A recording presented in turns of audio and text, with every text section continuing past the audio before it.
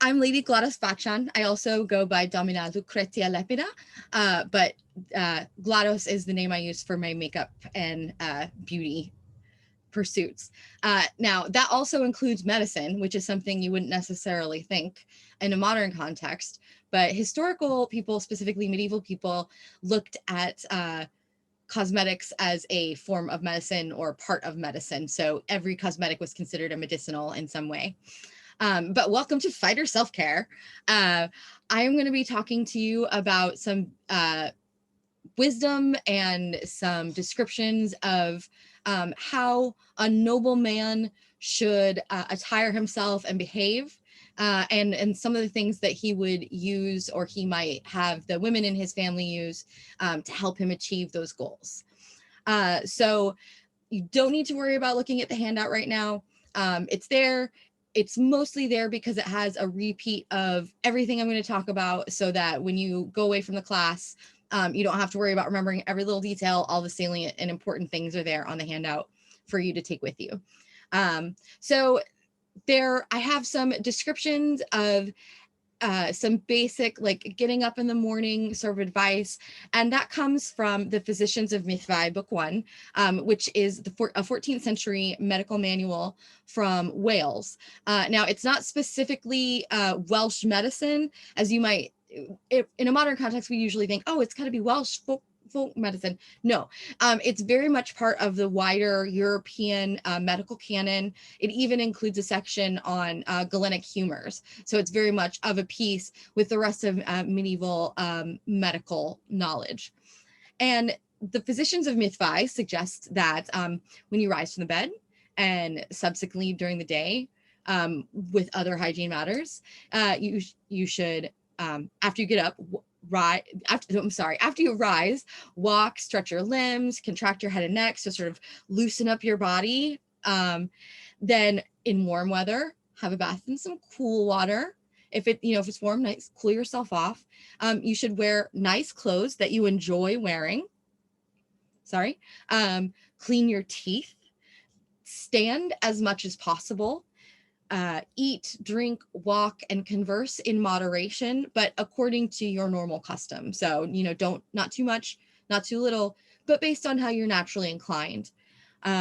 Exercise moderately by walking or riding. So definitely get some moderate level of exercise in. Don't be completely sedentary. Sleep when you feel tired, but don't sleep too much. And sleep before food makes a person thin, but sleep after food makes them fat, which is, I think, a really fascinating bit of observation. That's something we still talk about and remind each other. If you have a bunch of calories right before you go to bed, then you're going to end up keeping a lot more of those calories than burning them. So that's something we now talk about in a scientific sort of perspective, but they were aware of purely from observation. And also, and this is another good bit of advice that we still forget all too often, change your habits gradually, and which makes it a lot easier. And that's another thing that I think that they probably figured out from observation. So they also have rules for eating and drinking and living a healthy lifestyle. When you eat, let some hunger remain. So, you're not always like eating until you're absolutely stuffed. They suggest that you shouldn't drink cool liquids with your food. So obviously that's something we differ on quite a bit. They suggest that you should drink water sparingly, but when you do, choose the coldest available. After eating, take a leisurely walk, and too much activity is going to injure your stomach when it's full of food. We know if you exercise right after food, you can make yourself throw up. So good advice. And eat only when your stomach is fully empty. So there is no need to snack for no reason or just for something to do. So a lot of these things, even though they come from the 14th century, are actually really pretty good standard lifestyle advice that we have now. And it's really, I think, an awesome testament to how smart our ancestors were, our predecessors were, and how much they were able to figure out just by pure observation of these things about human activity, human behavior, and even in some cases, like caloric intake. It's actually really interesting. Hildegard has a similar thing where she suggests people who are wasting away and losing weight too fast should eat butter, but butter is bad for people if they already weigh too much. So interesting stuff. I have some selections listed for from the Medieval Health Handbook, which is also called the Anachronism Sanitatis. This is a very popular book that was circulated throughout Europe between the 12th and 16th century. It was selections from Arabic books of medicine that had come from Greek books, or Roman books of medicine that had come from Greek books of medicine, but they were circulated and written so as to be approachable for an everyday person. So any sort of any household where they would have the money to have nice spices and things like that, they would probably also have a copy of the Anachronism.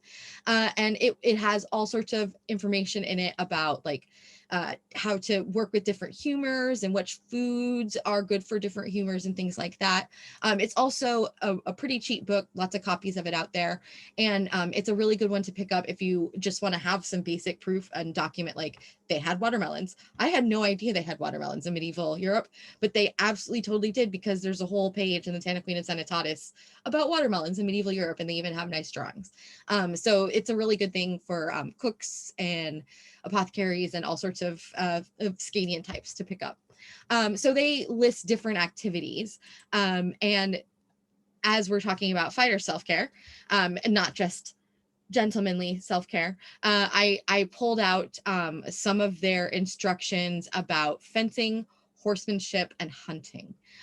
So they describe fencing as a moderate exercise involving two persons. The best is the kind that leaves you with a feeling of lightness when it's finished. So I guess maybe a little Disney, or maybe like amped up. It can be dangerous for the chest, but this is mitigated by a sleep after a bath. So they say after you fence, you should have a bath, and then you should have a nap. I think that sounds like pretty solid advice. Horsemanship, kind of moderate movement, best when it causes perspiration, dangerous when it is exaggerated. I'm not quite sure what they mean by exaggerated. I think that's something that like that'll be a mystery for the equestrian community maybe to figure out. I love horses, but I don't have one, so I don't do equestrian, but I think it's really interesting that they have that as the caveat. And also that they specify that you should ride your horse to the extent that you get sweaty while you're riding your horse. Hunting. For hunting wild game, the best being the easy kind. It is useful for thinning the humors, but it can dry the body out. This can be lessened by oiling the body during bathing. So there we get back to our perfumed oils again. Obviously, if you couldn't afford for them to be perfumed, you could have just regular oils, but if you could afford perfumed, you would have them. So I pulled out also their entries on bathing and warm water. And they're really worth looking at the actual illustrations if you're interested in exploring more about the period bathing practices, things like that, cooking practices, because they give just beautiful illustrations of each of the things, including coitus. I like it. I like it. That's a good theory. They even have one for coitus and all of the different humoral effects of coitus, and it's just a charming little illustration. So I absolutely recommend this book if you're looking to add to your period collection. So for bathing, I have the Latin terms here, and they call it balneum. Of all qualities, and thus appropriate for everyone, best when done alternately and in sweet water. It can be dangerous for those with acute illnesses, except when it is very cold. And I think that means the bath water. So they're telling you to take a super cold, because they can't mean to take a bath when it's really cold. I mean, maybe, but that seems very counterintuitive. It's called the Medieval Health Handbook, or the Anachronism Sanitatis. The information about the book title and all of that is in the handout. It is absolutely available on Amazon. It's available on Thrift Books. It's available almost everywhere. Like I said, it's a very common, cheap little book, but it's a great one to pick up. So they're saying that if you're ill, it might not be good for you to bathe, but everyone else should be bathing. Everyone else should be bathing as long as it's in nice sweet water, which means clean, not already used water. And this gets back to the fact that bathing daily was actually it was the norm. People didn't necessarily have bathing facilities in their homes unless they were stunningly wealthy, but everyone who had any sense at all would go to the public baths at least once a day. And very much like in Rome, women went at a certain time, men went at a different time. Perfectly respectable women would go to the bathhouses. You can tell them in period paintings because their hair is up and covered, and that means that they're respectable, versus less respectable ladies who would be there at the same time as the men and would not have their hair covered. We also do have documentation of people having dinner parties in the bath, and people bathing in mixed gender situations, but we don't have as much people talking about that in text, so we don't understand exactly what we're seeing in those pictures. But this bathing habit of daily bathing is something that fell out of fashion with the Dark Ages, with the collapse of the water delivery infrastructure that the Roman Empire provided. When that went away, so did the interest in bathing, because you couldn't get clean water in any sort of practical way to do it. But when Europeans showed up in the Crusades, the first thing that the Muslims had to say about them was that they were all disgustingly dirty and did not know what medicine was. And they called them all Frank, which is funny to me. So we got soap. We got this great olive oil soap, Aleppo soap, which I actually like to call Crusader soap, because specifically we got it from Aleppo in Syria, and we brought it on back to Europe, and we're like, hey, fellow Europeans, check out this Boss soap. And it became very trendy and very like the thing to have your Syrian Aleppo soap, until we started making it in Europe. And then it became the thing to have your certified Savon de Marseille, which is the very trendy soap that emerges after we start with that olive oil soap trade going on in Europe, specifically in France. So that daily bathing comes back from the East and continues as a normal cultural practice in Europe, even in England, until the Tudor era in England. And I mean, honestly, there are still places in Europe where a public bathing, public spa, that sort of thing, public sauna are a lot more common than we necessarily think of. All right. So then I also added in here warm water, because they actually do get into things like warm water, cold water, hot water. What are the humoral qualities of these different things? And so as a lay person, you would have this book, and it gives you that information about the humoral qualities of different things, whether it's bathing or hunting or cold water or the west wind or coitus or watermelons. It tells you the different humoral qualities of those things so that you can balance your own humors or the humors of people in your family.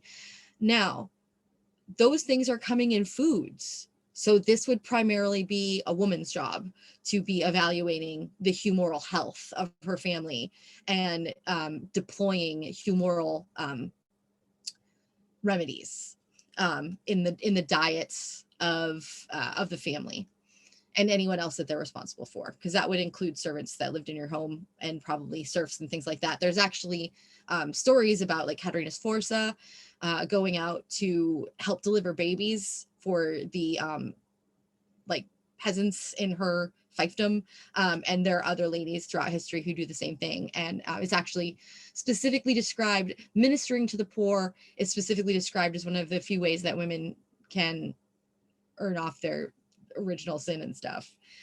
So it's sort of a big deal when ladies go out and do that, and pretty common. That doesn't mean that men wouldn't know these things, especially being a Galenic doctor was almost entirely limited to men. There were women who were medical professionals at a lower level, but they very rarely would be accepted into medical school. So they wouldn't have any sort of formal doctoral training. So men who were doctors obviously would know these things and more. But this is just talking about what an average layperson would have access to. And on an average day-to-day layperson level, it would be the woman who was deploying and using that information, but she would be doing it primarily for the health and well-being of the men in the family. That is also the same for any medicinals.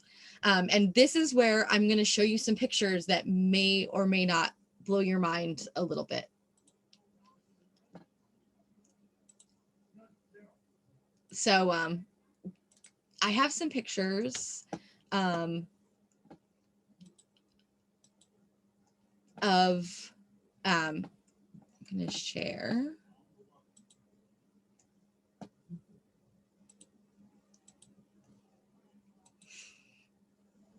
All right, so these are two figures from the Codex Manesse, which is a German manuscript. I think it's 14th or it's 14th century, 13th, 14th century. You can see they have these beautiful tresses, the curled tresses, and they're definitely oiled, otherwise they wouldn't fall that neat and clean, just saying. But you can also see that they have these nice idealized faces and rouge. Distinctly, they both have rouge. The man's rouge might even be stronger. The male here is on the bottom. Look at how similar his face is to the woman on the top. He has the same idealized face shape, the same idealized clear face tone, the same rouge, and even the same little bit of rouge on the forehead. Look, it's right there. All right, so we're going to look at another picture. This is also German, a German source. This is 14th century. So these are a man and a woman playing chess. And look at their faces. The same idealized shape, the same idealized clear skin tone, the same blushing red cheeks and red lips on both. Okay, so here's my last one. These are two men from 16th century painting by Hans Holbein the Younger. The first man, it's very subtle, but compare his face with the man's face on the bottom, who is specifically a clergyman. He's a priest versus a wealthy gentleman. He has makeup on. Look at his cheeks. Look at the consistency and the almost glowing nature of his skin versus there's more variation and texture in the skin of his pious friend who is abstaining from makeup. All right. I have one further thing for you that may blow your mind. And this is actually from the Cennini Art Handbook. And if you have any doubts, please go get your Cennini and look it up, because I bought Cennini because I was getting into scribal stuff and I needed my Cennini so I could start digging into my period scribal preparations, right? I'm not expecting makeup things. And then I turn the page and it says, in your career, you may be called upon to paint the face of a man or a woman. And I was like, well, it can't mean that, obviously. It's got to be to paint the face of a man or woman on a painting, right? But then he has a really long description of how bad the church thinks it is if you paint on the face of a man or woman. And they're not like down with paintings. And then, this is the clincher, and then it has a recipe for makeup remover, which I do not recommend because it involves turpentine. But you don't have to remove paint from a painting and call it removing it from a face. So Cennini specifically says, paint the face of a man or woman. He lists man first.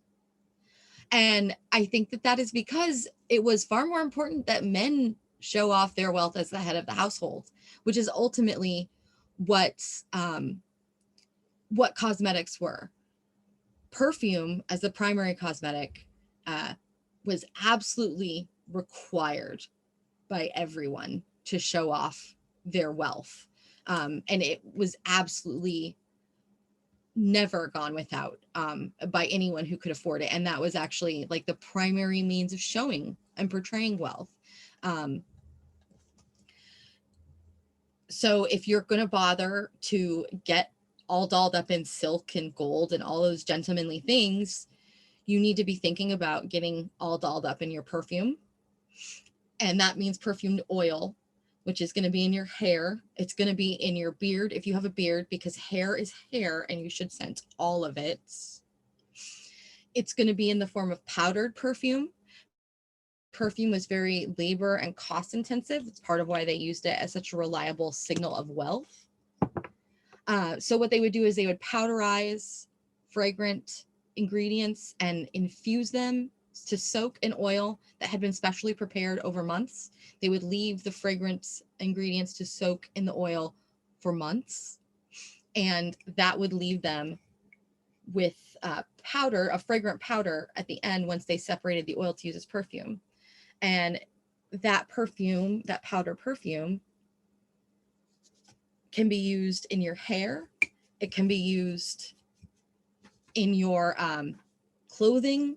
You could sprinkle it in your bed. They actually call that sleeping in your perfume. Oh, here's one that won't get you in trouble. So we had a little talk about getting in trouble when messing with someone's armor. You could put powdered perfume in the armor box.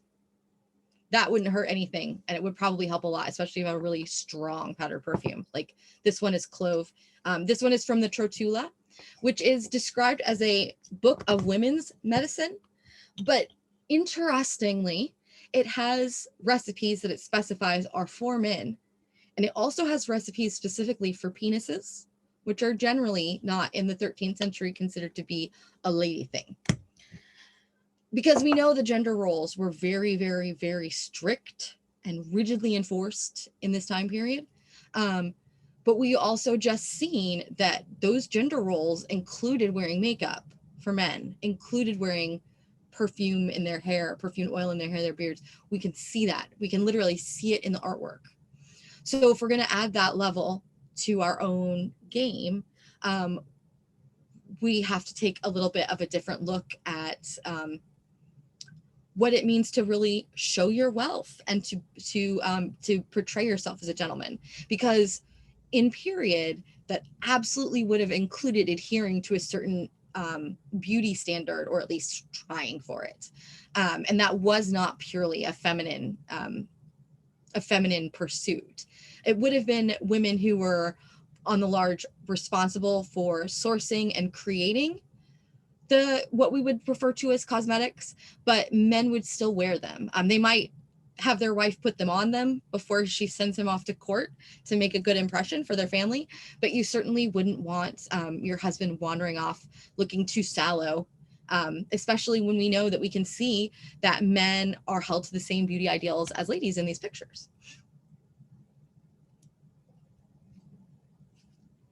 Okay, so I have a few different medicinal hygiene and beauty recipes to sort of demonstrate, but I want to stop now in case anybody has any questions about the stuff I've just been sort of talking about so far.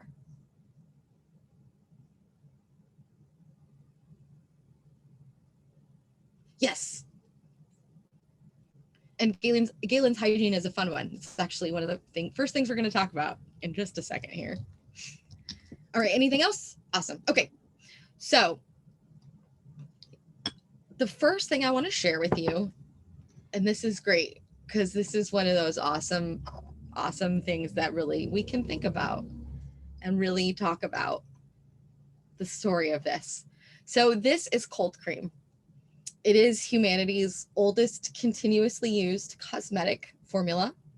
It pops up first in the 2nd century AD in Galen's hygiene.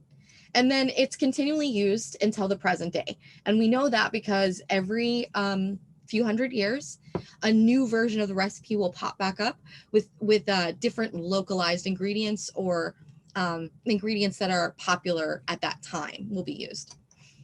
So it's a nice little simple recipe. Pardon from drinking soda. A nice little simple recipe.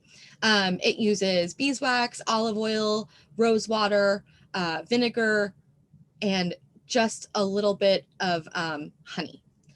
And it all comes together in a really nice, smooth cream that you can put on your whole face and then wipe it off with a hot rag as a cleanser, or you can apply just a really light layer of it with a little bit of water to help smooth it around, and then put a layer of starch or finishing powder over the top of that, and it makes sort of a primer base for other cosmetic treatments to sort of adhere to. This cosmetic, though, as I said, oldest continually used cosmetic formula. This was originally prescribed by Galen for men to apply to their testicles in case their loins were too warm for them to properly sire children. Within 100 years, men, women, everyone were applying it to their face as a beauty aid. But we're, that's what I'm saying. At 3 o'clock in the morning, we can all, instead of worrying about things, we can think about, how did the Romans decide to put the ball cream on their face? It's a question for the ages. But it's just a little fun thing. All of these beauty things, when you really start to dig into them, our modern ideas about them really fall away. The fact that they're purely decorative and superfluous, they saw them as medicine. The fact that we see being decorative and beautiful as a purely female pursuit, they thought it was universal. Anyone with money should try to be as beautiful as possible. And that was essentially sort of their perspective on pursuing the beauty ideal. And the beauty ideal that they were looking for is the same for men and for women. They were looking for an ovular shaped face. They liked gray eyes, symmetry, good teeth. That's specifically mentioned. And so because they're going for that oval shape, they're putting the rouge a little bit lower, as you can see. I have it from my last class, and exactly like in all the paintings. And the paintings really give us a lot of information about what people wanted to look like. And ideals, beauty ideals, are what lead us to make the choices we make, because people want to be beautiful. People want to be admired by other humans. So it's a pretty universal human pursuit. And using pigments on your face is a pretty universal human task as well, or not task, but activity as well. So we've got our cold cream. And I also have some mouthwashes. This one is a Welsh, is from the Physicians of Mythai. It's made with myrrh and rosemary. Myrrh is commonly used in oral remedies, oral medicinals, but I'm not sure if that's because it actually does anything or because it sometimes will tingle in your mouth. But if there's no oversight, something that feels like it's working is the same as working, right? So this is just a simple tincture of wine with rosemary and myrrh. And that, what I mean when I say tincture, is that you have your alcohol solvent, you put your ingredients into the alcohol solvent, you shake it every day, you leave it for about a month, and at the end of that you strain it and you just keep the solvents, and then you have a tincture. So this is a wine tincture. It's not strongly alcoholic, but it does capture some of the flavor and the different chemicals from the plant ingredients. And you can research to see which chemicals are alcohol soluble, etc. I do that mostly in the pursuit of getting different pigments out of things. But it's an important thing to do when you're doing any of these old-timey recipes, because they had a very different body of scientific knowledge, and they had, in some cases, different goals. And they had different things they were willing to sacrifice for those goals. And so we have to be very mindful when employing these things, that we do it responsibly. This is another one from Gilbertus Anglicanus, which is a 13th century to 15th century medicinal text. And this one is just white wine infused with mint. It's a nice, simple mouthwash. It doesn't taste good. I wouldn't want to drink it like recreationally, but it is a nice sort of refreshing, clean feeling in your mouth, especially if you use a dry wine to make it. I don't know necessarily, I mean, it doesn't obviously fulfill all of the things that we expect out of a modern mouthwash, but it does feel a lot cleaner. And if you combine it with the other period recommendation, which is to scrub your teeth with a little bit of linen. It's not actually, you get a pretty good clean because the linen can really get into the nooks and crannies of your teeth and clean all that plaque and stuff out. In some cases it works. I feel like it works as well as a good toothbrush because you have the pressure and the flexibility of like your fingers and the actual fabric. But it doesn't have the fluoride or any of the sort of active ingredients. They do also have tooth powders, both that are to be rubbed on the teeth or to be chewed, and then by virtue of having abrasives in them, they clean the teeth.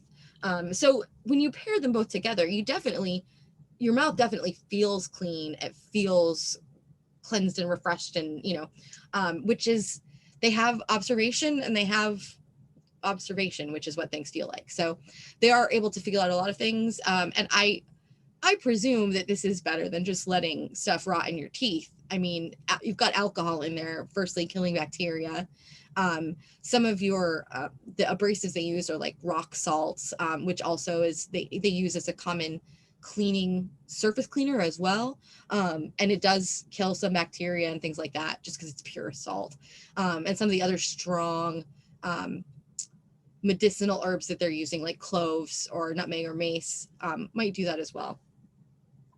So they have some deodorants as well. And these are really fun because they're a chemical deodorant, not an antiperspirant, but a chemical deodorant that actually is acidic enough to kill the bacteria that make the stinky smell of sweats. So you can use this not just on your body, but you can use this on things. You can spray it in shoes. It is acidic. So as was pointed out, if you want to use it on an armor box, make sure it's the right kind of armor, that acid won't hurt it. But if this is an option, like I said, powdered perfume, there's civilization means you don't have to live unpleasantly. Like that's the whole point of it. And this is another one. It's a later period one, an Italian from the Gli Ornamenti. And this one uses nutmeg and mace in white wine. And this one is bilberry leaves in white wine. Bilberry is European blueberry, basically. And so how they would use these is they would apply a little bit to a cloth and then wipe it on the areas they wanted to keep from stinking.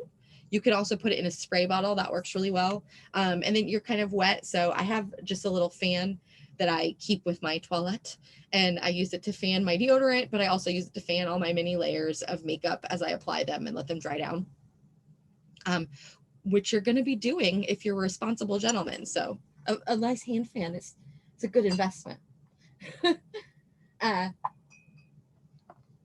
So there's also, I've talked a lot about oil for the hair. You can make that nice and simple out of a vegetable or nut or seed oil of your choice, a little bit of vitamin E, and then a body safe oil-based fragrance. That can be a fragrance, it can be an essential oil. If it's an essential oil especially, you don't want to use more than 6 drops to about 2 tablespoons, because any more than that can be an irritant. They really liked spices. They really liked resins, your myrrh, your frankincense, that kind of thing. But they also liked some scents that are really like food smells to a modern olfactory sense. Angelica is one that really comes to mind. And Angelica is also used in one of the early distilled perfumes. So that's not something we think of as being used in perfume. And actually the first distilled perfume in Europe was rosemary, just plain rosemary water. And that's also not something that we consider to be at all really a normal perfume scent. So they do have, it very much has an overlap with whatever is going on in cooking and things like that. If it's fragrant, they will use it in a perfume. If it's fragrant, they will put it in something and use it. Pleasantly fragrant, they will use those things. So you can mix up all the different kinds of things. This one actually, I finally got the rose lid off. It's rose and cardamom, and I have never mixed those before, but I really love it. It's really nice. And you can coordinate like your hair oil with your hair powders and things like that to get like a signature scent if you want to. That might be a little high level, but you can always take it higher. I'm a member of the Known World Courtesans, and we really like to swan about and feel fantastic. So that's a big part of what we do. So after that, now I will say, if there is any difference between a male face and a female face, as far as I've seen from the loads and loads of artwork that I've studied, and a note on studying artwork, you have to make sure you're not looking at saints. You have to make sure you're not looking at the Virgin Mary or Jesus or someone else that is, I hesitate to use this word because I don't mean to imply unreal, but fantastical, as in like, more than your normal experience. They need to be real people, and they need to be pictured in a real setting. So like people celebrating a wedding, that's a great one. That's going to give you really good information about normative looks and normative clothing. That's why we use those things as garb sources. So based on, if there's one difference, it would be that the male beauty ideal may have less foundation and darker rouge, but that is up to your discretion. And I think also from the amount of variation, like there's so many different people you can see are clearly wearing makeup, but in all different kinds of ways. Like some people have it very, like if you think back to our pictures, our chess players had a much deeper red on their cheeks than the Maness people. The Maness people had a medium redness on their cheeks, and then they had a very light bit of redness on their foreheads. So you can actually get into looking at the localized artwork from the area that your persona is from to get that exact look down, or you can take your pick. I that despite the fact that in the past fashion has tended much more towards cohesive looks and conformity to cohesive looks, I still imagine that there's a great deal of personal preference that can be expressed with cosmetics, just based on the fact that you're making them yourself. You can have your own shade of red. You can have, you know, your own trick for how you mix a little bit of tin oxide in with your lead oxide to get this exact color. So those things are inherently possible, and I think absolutely part of the cosmetic culture that they were encountering. So for a male face, if you want to skip a foundation, I think that's totally fine. But if you are going to wear a foundation, I recommend you look for something that is an actual makeup. If you're not into doing some sort of weird period thing. This is LA Girl Pro Coverage.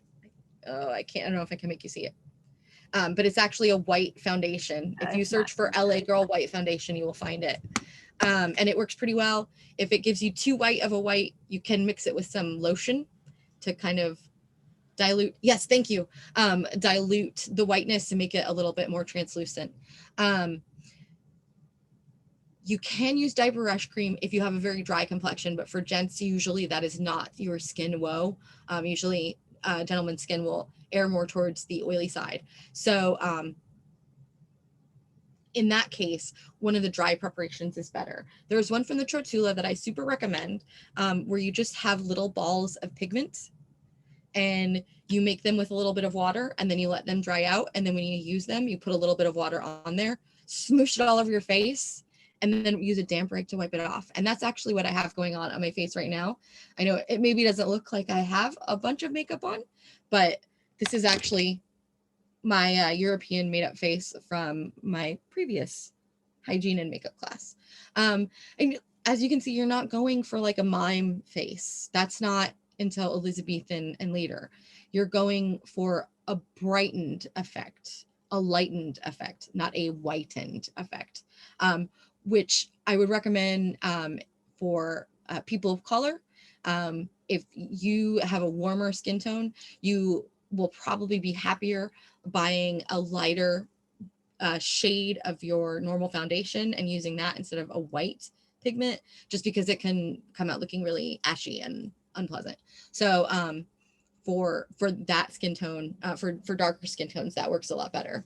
But I think still gets at the effect that they were going for. And also, if you look at historical artwork, they're absolutely portraying people of color as of color, and they're using a whole range of artist pigments to paint them. And I can only assume that they didn't forget what those pigments were when it came time to paint the face of a man or woman, as Chinini says. So that can help your complexion if your complexion is a little ruddy or uneven or not quite that idealized young youthful look you're going for. And then after that, there are several different ways that they apply red color. There are balms, which is what I'm talking about with like an oil-based preparation, that with a dye brush cream, that's a balm. Any sort of oil-based preparation is a balm. The modern foundation is going to be different just because it has fancy chemistry and formulation to make it absorb, dry down, stay put, all that stuff. So I would definitely recommend that, especially for if you have an oilier complexion, which I definitely do. I also live in Trimaris, where the sun hates us and doesn't want us to have anything good in life, and it melts it directly away, no matter what it is. It's very sad. So it's handy to be prepared for that as well. I also, based on being inspired by Chinini and his reference to paint the face of a man or woman, I did use some gum Arabic to make some basic white foundation. And to use this, you just get a little bit of water, and it's just like a watercolor.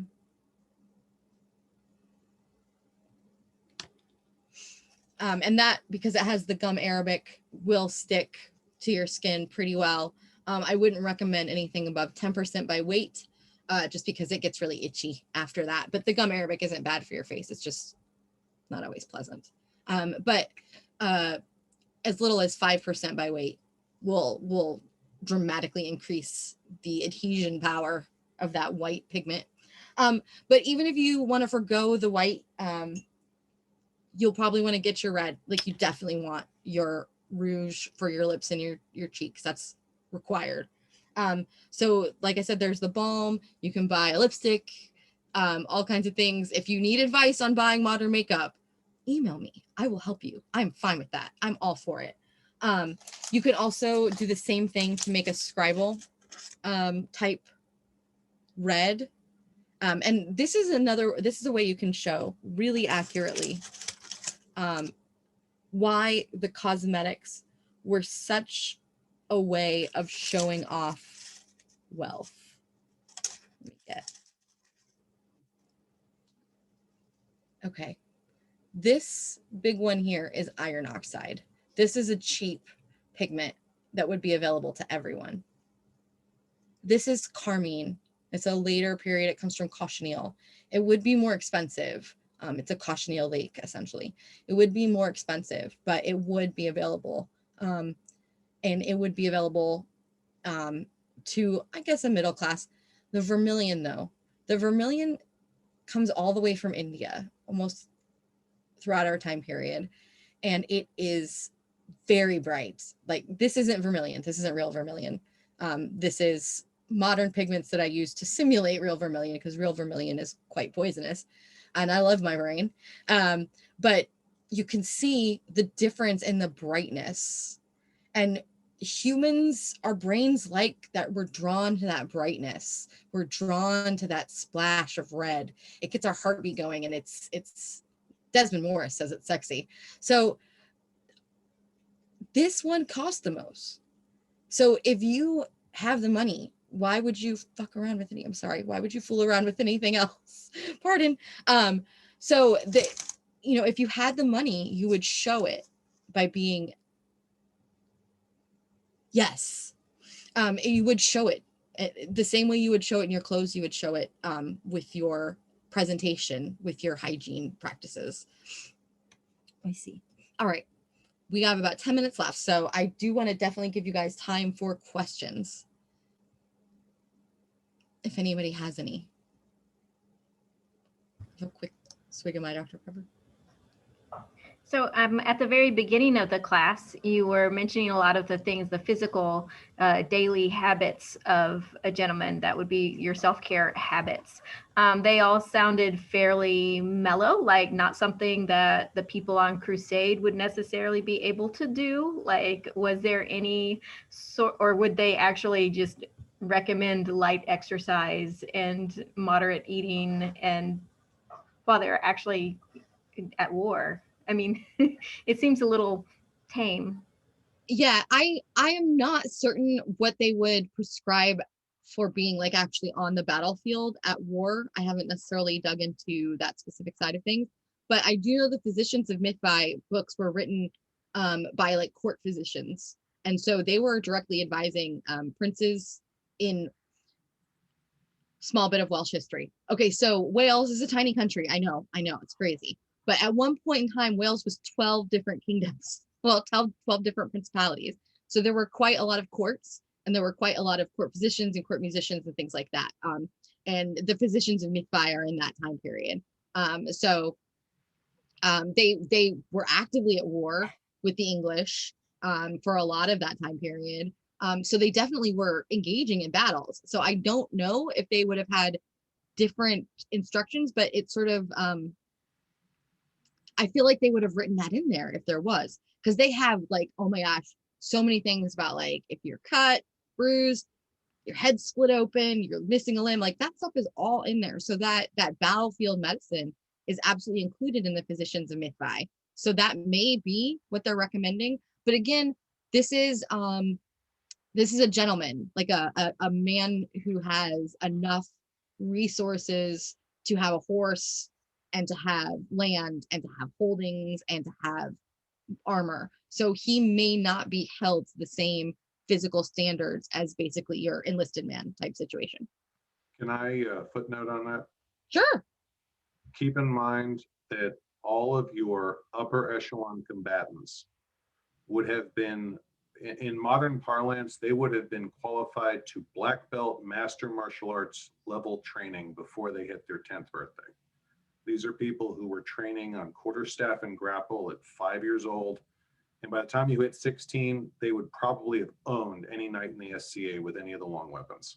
So anything that you would prescribe from a educational standpoint to anyone would be adjunct to the fact they have grown up as physical combatants. So stretching, walking, tending to bruises, that would be up there with tying their shoes, very likely. Okay. That makes a lot of sense. So what's interesting is that list of get up in the morning, those things are not in your women's medicine. Those kind of things, being active is really only prescribed to men. There's another gender difference. That's so weird. Yeah. Well, humans have to move. It's a human thing. It's true.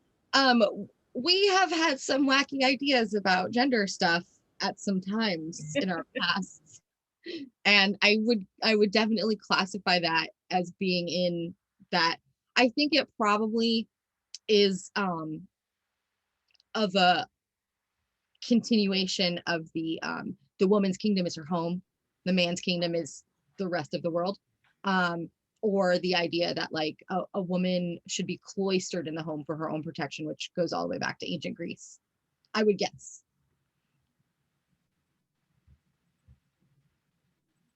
They're not branded male medicine, but the male medicine books, the ones that aren't branded for women specific, they do have like, there's no like how to fix a missing limb in the Trotula. Do you know what I mean? They're very explicitly like battlefield type stuff.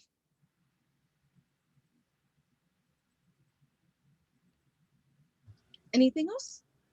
I kind of have a question. Sure. So, in keeping with keeping the menfolk looking their best, do you know have any further reading on shaving utensils and like that kind of self-care? I know that in the later Italian treatises on beauty and beauty type products, which they actually start to like separate off more so, and they talk about beard oils really explicitly and talk about different perfumes for beard oils and like scenting men's gloves and things like that. So I would expect those would be where you would find information about shaving. if it's out there. I wonder, you might want to. It really got me thinking when we looked at the images from the Codex Manazé that you presented earlier. Like the Lord and Lady they were playing and they were showed idealized. Well, the man was clean shaven. Like Very much so. there Very much. has to be, that has to be something that they knew how to do. And I'm really curious now what kind of razors they used and how they, how. Yeah, my instinct is saying that it probably was something wrapped up in bathhouse culture. It's just a guess. It's just a guess, but that's not an uncommon thing in a modern sense to get your shave in conjunction with your going out and having a soak and all that stuff. Something else to look up any literature about barbers, because the barber and the apothecary were cousin. Now, I don't know anything about what tools they used, but I know that there was an overlap between apothecaries, doctors, and barbers by name. Absolutely. Absolutely. And also, if you weren't shaving yourself, the person shaving you would have to be an intimate, whether that's a romantic intimate or a personal close friend. But I can't, in a society where people were killed daily, I can't imagine you trusting anyone but your closest friend with a razor at your throat. Servants. I know it sounds crazy, but high status people were used to living, like they were rarely alone. They were used to having like intimate people around, like servants intimately around them all the time. And like the higher level nobles would like compete to be the person who wiped the king's butt after he went to the bathroom. Like, I'm not kidding. That's a real thing. So like, if you were important enough, people would compete to be that intimate person. And any person of status would be surrounded constantly by those kind of servants. And that goes all the way back to Rome, when you would have a body servant who would be with you your entire life and would probably be in some ways closer and more intimate to you than anyone in your family. But that's a really alien concept to us. We're very used to being very self-sufficient and alone and having our privacy. That wasn't part of the life of being an elite person. All right, it looks like it's about time. Yep, we just got a few minutes left, so I was going to do last call for questions and then. All right. If anybody has any questions or they're wanting to do something and they run into any trouble or they do something, they're super excited about it, email me because I am here for it and I would love to help you in any way that I can. Thank you so much for coming. I hope you learned awesome stuff. Thank you. Excellent class.